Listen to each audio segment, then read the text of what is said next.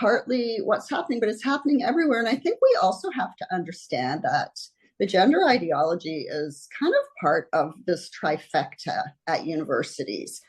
It goes along with the EDI, so equity, diversity, inclusivity, and that's based on critical race theory, which is another ideology. It's not based in science or reality. And that ideology places oppressors against oppressed. And so it's the same kind of thing. So people who are in favor of EDI are, the ones who are really pushing the gender ideology. And the other thing that goes with that is the anti-Semitism. So we've got the three of these together in the universities, and we need to, I hope, start to back them up, but it's very, very difficult because people who are stuck in them, it's really, as Susan said, it's really hard for people to say, I made a mistake. Can you imagine you're a parent and you transitioned your child like Jazz Jennings' parents? How could they ever say, I made a mistake? I was doing the best for my child, but I really, really harmed them. And we run into this problem in the court system too, don't we? Where I remember the case in Vancouver where there was, I think it was a boy wanting to transition, and one parent supported it, the other didn't. And I think it was the father was considered to be an unfit parent for not supporting this, this is child abuse. This is to label the father that way, not what the father was doing. I mean, and we should be able to have frank, respectful discussions about data and evidence. I mean, you don't just shut down an issue because you disagree. We've never in a decent society, democratic society, worked that way. And particularly medical things, it was a question of, what's causing a problem with the heart. We would have everybody willing to put their views out there, get published on it, let the data decide. This is a very exceptional thing, and I think people need to see how exceptional it is. Yeah, we're not allowed to consider that there's a differential diagnosis, which is what we need to do in medicine. You want to think about all the different reasons that something could be happening, but we're told it's just gender dysphoria. The kid says they're a different gender, you don't question it, that's it. That's the source. And it's so difficult to get real information because your suggestion, Dr. Steiner, I went and looked at the website of the Society for Evidence-Based Gender Medicine, which is a fantastic website, which I would recommend to anybody on this webinar. And then you alerted me to the fact I looked at the Wikipedia link right underneath this website, and it was the worst set of articles I've ever come across. They were just gross distortions, lies, misrepresentations, and tons of them. So that if you read the two together and you weren't familiar with these issues, you might decide, well, these scientists don't know what they're talking about. There's all this other information. But if you go to that website, there's a summary of all the research that we have out there, pretty well all of it, talking about the adequacy of the studies in the past. Were they good studies or not? Were the conclusions that were drawn? Would you like to comment, either of you, on more about what's out there and what people are exposed to? Well, I'll have a stab. It's been really an interesting journey to find how much the medical associations have succumbed, I'm going to say it, to this pressure, because, we used to talk up evidence-based medicine, and somehow they have failed to accept what was always the sort of basic understanding that you had to have as much evidence as you could before you did something, especially for things like surgery and other things like that, and they have, and I think, Joanne's experience and what she's talking about is very valid. They have shut down anybody who differs. And so you're not getting a lot of this ordinary information out to the general public. I mean, those of us who read the Segment reports and all of the other stuff that we know is now available, don't we can't go around broadcasting that. And so, there's still just a horrible lack of information.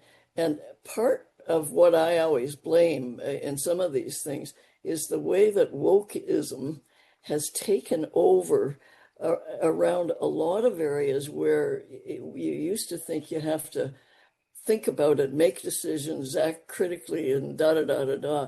It's as though if you don't treat people as they want to be treated, period, then you are doing them a disservice. And that may feel okay to some people, but we're getting into a situation where people who otherwise are really meritful for positions and other things like that can't get into positions because they're not the right color or race or something or other. And I think what we're seeing here in the gender area is just part of that whole sort of giving in to loud voices and people who think they've got it right, the ideologues that are really promoting all of this.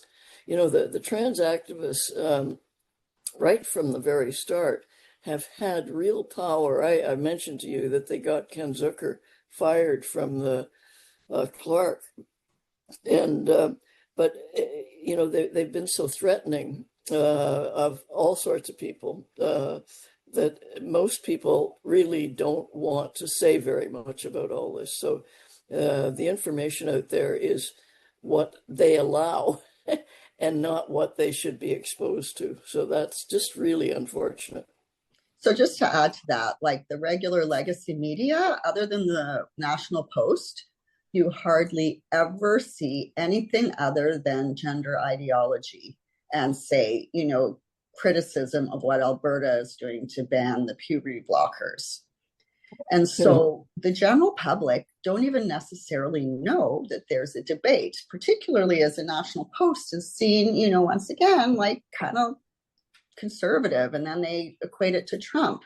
The other thing I should really say is I've had lots of discussions with psychiatric colleagues, other colleagues in medicine. The psychiatric colleagues, for the most part, really understand and get it. They haven't, even without doing the reading that I've done, and other, medical doctors, if you start to explain just a little bit, they all kind of get it.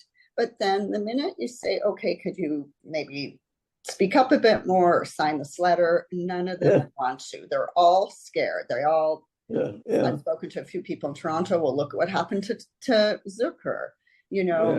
I don't want to lose my jobs. And I don't blame a lot of my younger colleagues. Like, I see what happens at my own health authority. Like, there's very little tolerance for,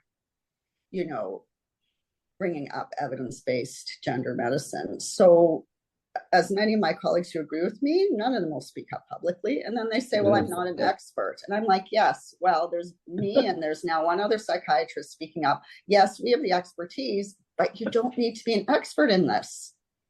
Because unfortunately, the people who are running the gender clinics who could consider themselves the experts have been very closed to looking at these systematic reviews. And just as a reminder to the audience, systematic reviews are one of the highest levels of evidence when we think about, scientific studies. You can have just sort of, clinical consensus. And as you go up, systematic reviews look at a whole lot of studies and they rate them on their bias and how well they were done. And so every single systematic review has shown that benefits of puberty blockers, cross-sex hormones, for example, have shown that there's, very low evidence for benefits. So, but the gender clinics are not interested in those. It's going to be interesting to see what happens with these lawsuits, particularly in the United States, being brought by detransitioners. There's a whole bunch of them sort of pending. Somebody sent me an article about that, and they're making the arguments that they were pushed into procedures without adequate knowledge. They didn't feel, they were very upset, agitated about what was going on in their life. And in response to that, were offered this pathway that sounded reasonable, sounds simple. You have the drugs, you maybe have a bit of surgery and it's done, and you are now the opposite sex and you're happy. And then they find that's not the case. And it's maybe many surgeries, it's just disfiguring. And then suddenly you realize you're not any happier than you were before. I wonder if the financial implications of that, as we get more people realizing what's happened, will put a bit more pressure on the system to look at the data as the lawyers start discussing compensation and so on. Yeah, I think obviously the US is different than Canada, where we have public health and they have private health, and most of the lawsuits are in the US. But I do think what's happening there is relevant because of what Trump has been doing in the report out of the HHS. One of the biggest gender clinics run by one of the researchers, Joanna Olson-Kennedy, that was just shut down this week. And Joanna Olson-Kennedy was part of a $10 million NIH study where they were supposed to be looking at puberty blockers. And there was just a preprint out in May where they had 94 kids, and I think they ended up with 59. And the study showed no improvements in, mental health or the other parameters with puberty blockers. So she had been trying to block the release of that study. So partly, I don't know how much lawsuits will help in Canada. And unfortunately, because of the way Trump has gone about doing what he's doing in the US, Canadians can't respect it. But I don't know how in Canada we are going to elicit any change other than if it's legislated like in Alberta, because it is so entrenched. Like in BC, we have Transcare BC. They are, the gender clinic works under the WPATH model, but in fact, WPATH has been proven to have suppressed their own systematic reviews that did not support their standards of care. So, this will, over time, be very clear to everyone. And Canada is behind in now the other Western nations, which are at least entertaining this. Canada, except for Ottawa. You wonder if schools... I meant Alberta, not Ottawa. I wonder if schools where we need to put pressure, because a lot of it starts there with affirmation requirement. And if we could get through to the people designing those curriculums and so on, that children are incapable of informed consent about any of this at that age. There's no way they have the knowledge, could have the knowledge of what it can all lead to once you start on that path. And so therefore, schools need to be very cautious about what they are enabling with these policies. And I wonder if concerned parents, realizing how complex this is and what it can lead to, maybe, parent associations in schools need to be putting some pressure on at that level. It's so large globally, but maybe there's things people can do locally. Would you have any thinking about that? Well, the parents, there was a group, the 1 Million March for Children, that happened a few years ago, where groups of concerned parents got together and decided they'd march on the same date across the country in different cities to say, we don't want our children being taught this in schools. We're not anti-trans or anti-gay or whatever. Adults can do what they want, but we don't want. And most of these marches were there were a bunch of loud activists there trying to shut them down. I know in Victoria, they were going to have a few speakers, and the police just told us stop the speakers and said, this is not safe. And part of what happens is over and over again, the activists are not told to be quiet and removed, but the people who are quietly trying to do the talks are told this isn't safe and you need to move. So I think there's also been the Canadian Gender Report. There are a lot of organizations in Canada that are very grassroots that have sent lots of information out to Ministry of Health. I know that, when Nova Scotia was deciding on their policies, they had meetings with Nova Scotia. Hillary Cass spoke to Nova Scotia. And guess what? Nova Scotia is still going more in the direction of making easier access to gender affirming care. So I think grassroots organizations are limited in what they can do, particularly since there's already been a lot of effort. And I do think at some point, the fact that WPATH, because of the fact internal emails have now been published, and they were just ordered to actually release a bunch of videos from some of their conferences. There's going to be more stuff that just shows how they're just pushing this despite the risks of harm and the lack of data. And ultimately, Canada's going to have to follow suit when it becomes more and more obvious. And I don't know how that will be, if the Ministry of Health will have to get involved again, if the CEOs of the hospitals where there are gender clinics are going to have to do their own investigations. Like, something will have to happen. And the medical schools, which are really only teaching gender affirming care as the only model. I agree with Joanna that the physicians are central to this thing, and until we can get them listening and understanding, I think it's going to be really hard to change. There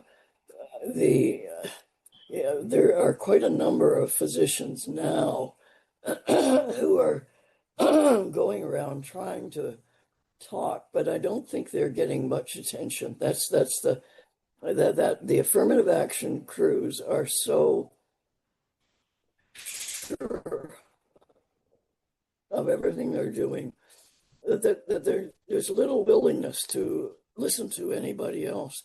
I think the physicians generally have got to get their organizations so that they're saying to everybody in the organization, this is no longer acceptable. But that's going to take a lot of work.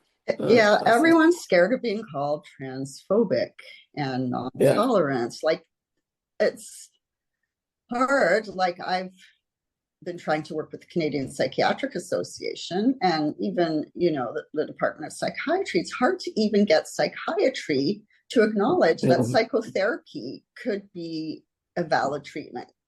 Even if you're saying nothing about medications not being valid, the idea of psychotherapy being valid, it's hard to even get that to have any traction at all.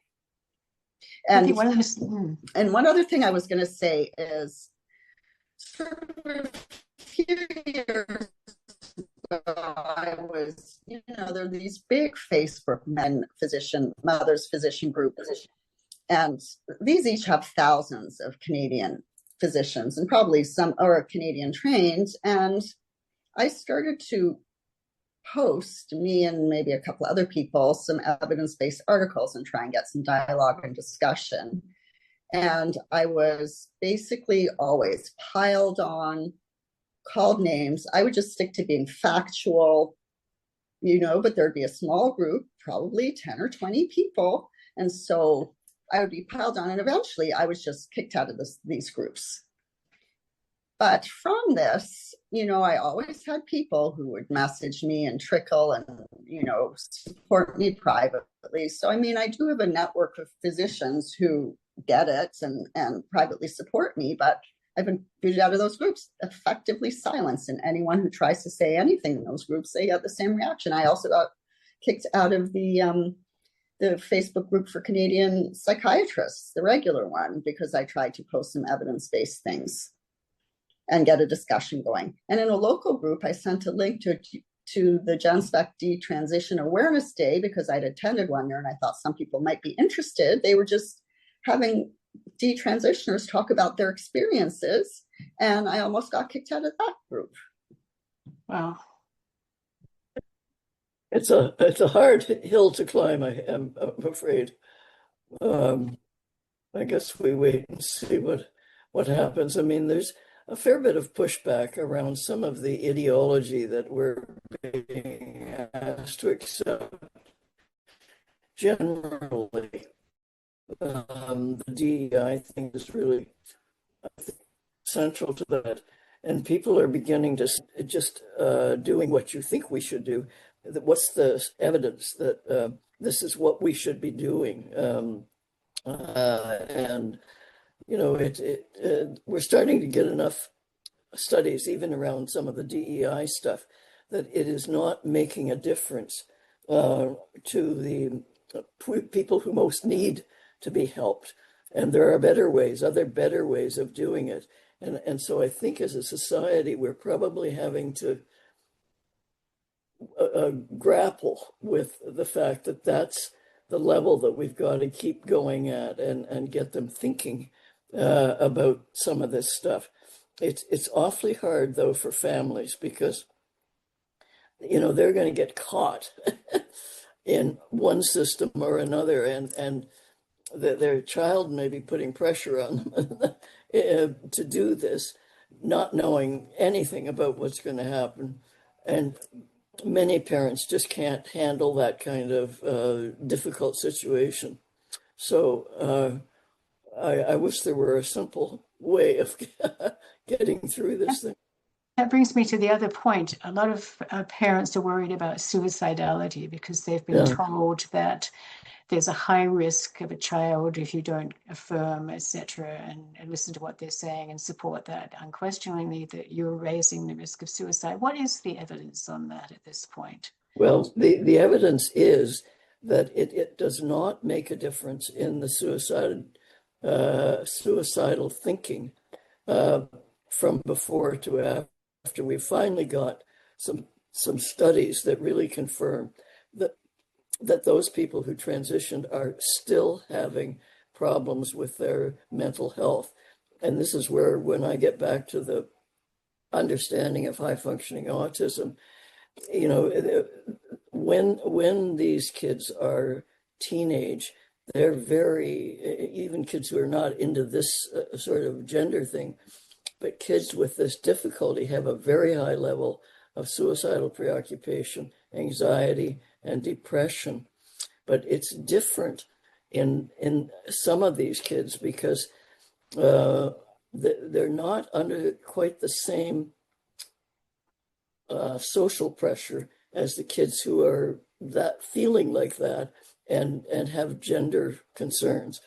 They're really being loaded upon, if I can call it, with all of this information or this false information.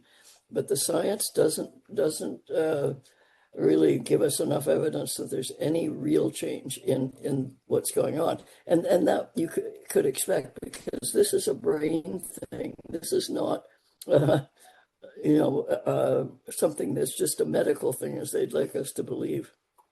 So, yeah, you know, the clinics have been saying to parents, you want a dead daughter or a live son, and quoting, you know, this rate from some survey, which, I mean, it's a lot of reasons the survey was not valid, of like 40% suicide rate. But if you actually look at the small studies coming out of, say, the Gender Identity Disorder Clinic in the UK, where they're able to look at wait lists and people in the clinic, and then Finland, because they are a small country with 5 million people and a central health registry, could look at everyone.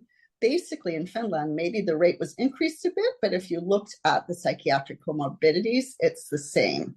And the other thing is, the GID study showed a very, very low rate of suicide. So it just hadn't panned out. And the other thing is, in some of the studies of adults, particularly in Sweden, the suicide rate is higher in those who have transitioned. And even in the NIH study, Chen et al., which was published, I think, in 2023, 2 out of 315 of the subjects killed themselves after starting puberty blockers when they were supposedly screened at the beginning to not be suicidal. And the paper doesn't say anything about them at all. We know nothing about these people. And that is a very high suicide rate for kids who were transitioned. So you have to, the suicide thing is like a scare tactic to parents. And the other thing to really think about is, we're psychiatrists. We deal with people who are suicidal all the time. It should just be treatment as usual, not put them on this whole course to change your body. Yeah. Good point. Wow. Well, I wonder if we should open up for some questions from our audience. Chris, are you able to start the Q&A?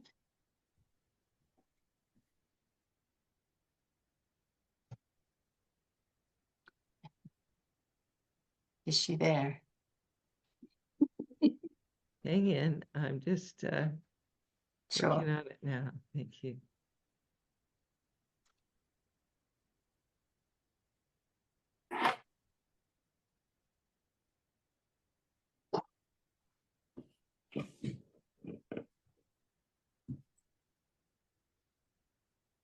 It's actually a very depressing picture.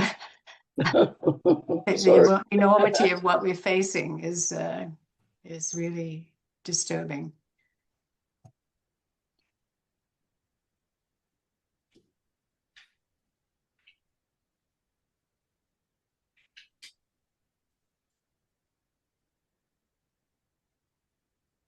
Okay. Q&A's been enabled. Q&A. Okay.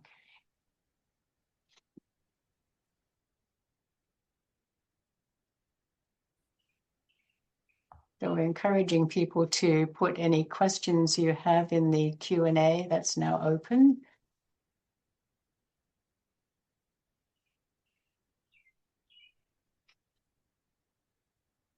Maybe I can just ask one question while we're waiting for those ones to appear. So autistic children seem to be more susceptible to this than many of the other diagnoses. Are there other sort of anxiety disorders that particularly get mixed up with gender issues, and where children have chosen that as their explanation?